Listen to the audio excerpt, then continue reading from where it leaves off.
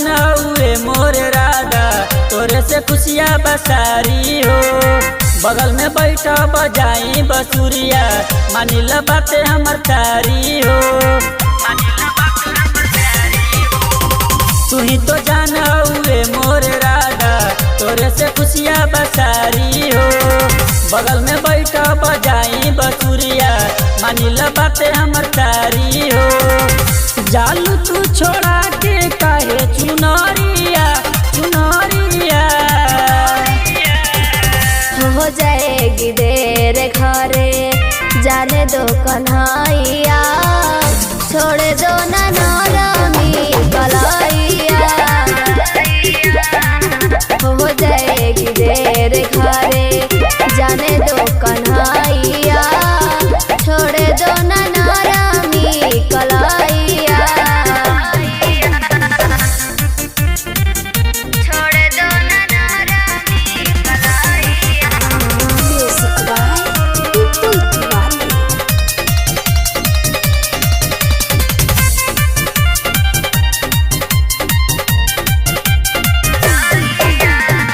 राशि रचालो राधा गोपियन के संग में, हरदम रहेलू राधा घर ही के तंग में। ए मोरे कान्हा मेरा दीवाना, ऐसे तू मुझको सताओ ना।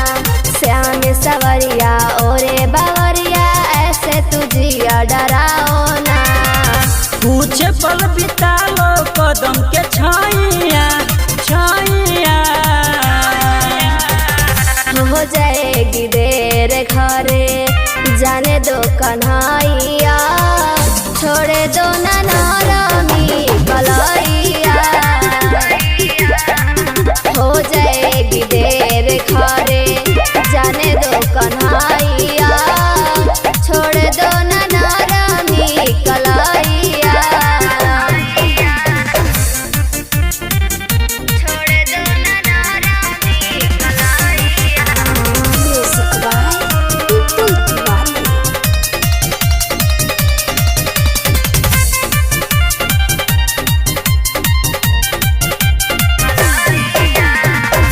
बंसी बजाई जब जब नदिया के तीरे, सुनी के आवाज राधा आजलू फजीरे।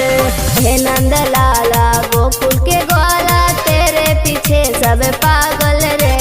तेरी सूरतिया मोहनी मूरतिया, देखी के प्रीत मोह लागल रे। डांटेगी मुझे यशोदा मैया मैया, हो जाएगी देर घरे जाने दो कन्हैया, छोड़ दो ना नरमी कलैया। हो जाएगी देर